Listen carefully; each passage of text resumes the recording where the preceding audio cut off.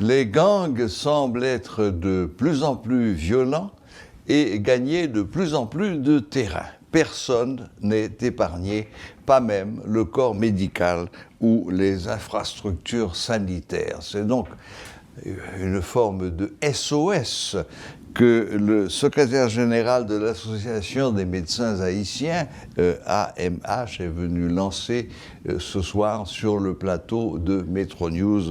Nous accueillons le docteur Jean Ardouin Esther Louis-Charles. Bonsoir docteur et bienvenue à Metro News. Et bonsoir, et c'est un plaisir de participer à Metro News et pour donner mon avis sur ce qui se passe en Haïti, surtout sur la terrible situation que nous sommes en train de vivre. Oui, et semble-t-il particulièrement le corps médical et les infrastructures sanitaires. Ah oui, le corps médical est frappé et physiquement, mentalement, parce que nous avons des médecins jusqu'à présent qui sont entre les mains des ravisseurs. Le docteur Samson Marseille, au moment où je parle, je sais qu'il n'est pas encore libéré. Et c'est depuis le 27 juillet qu'il a été kidnappé. Wow. Et on n'a pas de nouvelles de lui. Et ensuite, nous avons d'autres médecins. Bon, ça depuis 2 février, docteur Geneviève Arti. On n'a pas de ces nouvelles depuis 2 février. Mais maintenant, la chose ne s'améliore pas du tout. Au contraire, la chose s'aggrave pour le monde médical, pour le corps médical en général. Parce que maintenant, on pénètre dans les institutions. Et on pénètre les institutions pas pour aller faire des consultations, mais au contraire, pour martyriser les médecins et pour agresser le corps médical, les employés de ces institutions. Donc maintenant, comme on dit, c'est le comble. C'est le comble. Mais où est-ce que ça s'est passé, ces agressions d'hôpitaux ou de centres de santé? Et ça ne me vient pas maintenant en tête, mais il y a 2 ou 3 hôpitaux où les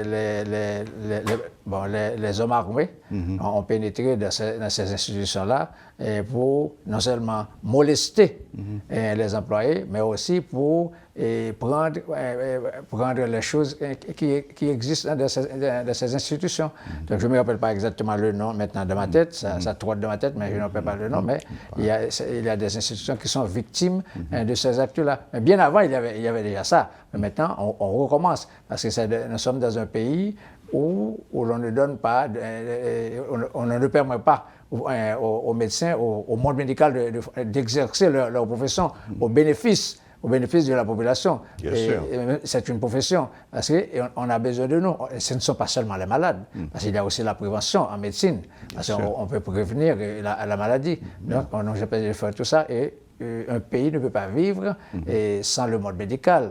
Parce que sinon, la population aura une espérance de vie de 30 années, de 35 années. Oui. Donc, nous avons besoin du corps médical. Oui, d'autant plus qu'il y a quand même déjà plusieurs hôpitaux et plusieurs centres de santé qui ont fermé à cause de l'insécurité. Les médecins ne pouvaient pas se rendre sur leur lieu de travail, les malades ne pouvaient pas atteindre l'hôpital. Donc si maintenant en plus on s'attaque aux médecins, on les kidnappe, et Mais... Docteur Louis-Charles, qu'est-ce qu'on peut faire contre ça? Parce que bon, il n'y a pas que les médecins, des journalistes ont été attaqués et molestés, la population tout entière est à la merci des gangsters qui gagnent de plus en plus de quartiers. Hier, c'était Solino. Solino a été attaqué avec violence, les gens ont dû fuir. C'est toujours le drame de Cafoufeuille, dont tout le monde a entendu parler. Maintenant, tous ces réfugiés-là sont arrivés au canapé vert, et maintenant c'est toute cette zone-là qui est bloquée aussi. On ne peut plus y accéder pratiquement. Mais pour vous, médecins en particulier, qu'est-ce que vous préconisez? Qu'est-ce qui pourrait être fait? Bon. Y a-t-il quelque chose qu'on puisse faire? Bon, je pense que quand même, pour tout événement, il y a quelque chose qu'on peut faire pour éviter le pire, pour pas bloquer, même si on ne bloque pas immédiatement la situation, mais on peut diminuer le volume de méfaits causés par ces groupes armés. Donc il y a quand même quelque chose à faire, même si nous ne pouvons pas dire exactement ce qu'on doit faire, mais l'État sait. C'est l'État qui est responsable du pays, qui est responsable de la sécurité. Donc l'État doit mettre en œuvre toutes les stratégies possibles pour bloquer ces groupes armés. Parce que nous avons déjà protesté, nous avons déjà marché, nous avons déjà fermé ces cliniques et hôpitaux et institutions de santé. Mais ça ne donne rien, au contraire. Ces messieurs-là, ces groupes-là gagnent du terrain. Comme j'avais dit il y a peu de temps, à Port-au-Prince, on ne laisse qu'une partie de l'ALU et une partie de Turjou. Donc, c'est entre l'ALU et Turjou qu'on peut circuler plus ou moins librement.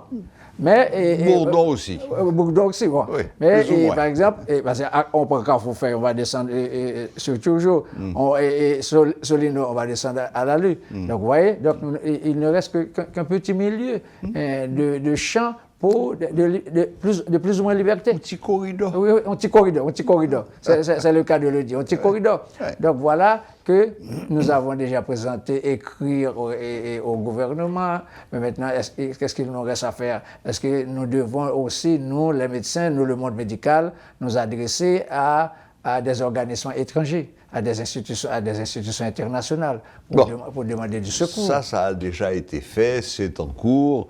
On sait que la semaine prochaine, il y a une délégation de ces pays-là qui doit venir s'entendre avec le gouvernement pour établir une marche à suivre. Quelles seront les attributions de ces forces qui vont venir? On sait que le Kenya va en prendre la tête. On sait aussi que le Bahamas et la Jamaïque vont aussi envoyer des troupes.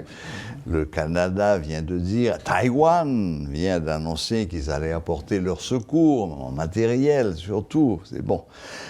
On peut espérer que d'ici quelque temps, les choses commencent à s'éclaircir. Ça ne veut pas dire que la situation va être résolue du jour au lendemain, mais au moins, il y a quelque chose qui est fait. Mais du côté des autorités haïtiennes, on n'entend pas grand-chose. Oui, c'est ça le problème. Oui, c'est comme si les autorités ne bougent pas. Mais il faut dire que les autorités disent, entre les lignes, qu'ils ne peuvent pas vraiment donner sécurité à la population. Parce qu'ils ont été obligés de faire appel à des organisations internationales pour venir prêter secours. C'est-à-dire que il voulait dire qu'eux-mêmes, les autorités elles-mêmes ne peuvent pas donner de la sécurité aux citoyens et aux citoyennes. Donc l'État est failli. On sait que la PNH manque d'effectifs, manque d'armement, etc., face à des bandits qui sont surarmés, avec des armes de guerre. Et bon, enfin, je ne sais pas qu'on est. Moi, je crois qu'il faudrait chercher surtout, d'abord et avant tout, à s'attaquer aux fournisseurs d'armes et de munitions aux gangsters. Oui. Si vous fermez le robinet à la source... Oui, donc ça va tarir. Mais rien n'est fait. On n'a pas encore arrêté un seul marchand d'armes, ni un seul marchand de munitions. Comme dit cette publicité, l'État, Haïti pas fait armes, Haïti pas fait munitions, côté yo sorti. Bonne question. Oui, bonne question, parce que vraiment, ne pas faire armes, ne pas faire munitions. Mais avec munitions, fait Mikala. Fait Mikala, parce que du côté du Carrefour Feuille, ce sont des tirs nourris, vraiment nourris. Absolument. C'est un gaspillage d'eau. Des tirs nourris comme ça, donc c'est un gaspillage d'argent. C'est un gaspillage d'argent. Mais c'est une entreprise. C'est une entreprise, il paraît que cette entreprise donne beaucoup de rendement. Qui doit certainement rapporter à certaines personnes. Oui, à certaines personnes, un petit groupe. Un petit groupe. Qu'il faut démasquer. Qu'il faut démasquer et qu'il faut arrêter et juger. Et juger. Donc, sinon, on ne va pas sortir de l'auberge. Bon. Écoutez, docteur, nous prenons votre SOS en compte. Vous avez l'antenne de Métropole à votre disposition si vous avez une dernière déclaration que vous aimeriez faire, parce qu'on arrive au terme de cette interview. Vous avez la parole. Oui, et vous avez cette caméra qui est pour vous tout seul. Oui, merci. Et donc, depuis quelque temps, en tant que secrétaire général de l'AMH, l'Association des médecins haïtiens, donc Métropole nous donne toujours la chance de dire quelque chose au public, de nous plaindre, de présenter nos doléances à la population, aux autorités haïtiennes. Une fois de plus, nous demandons aux autorités haïtiennes de prendre leurs responsabilités et nous demandons aussi aux marchands d'armes, aux marchands de munitions, au moins d'avoir pitié de nous. Oui.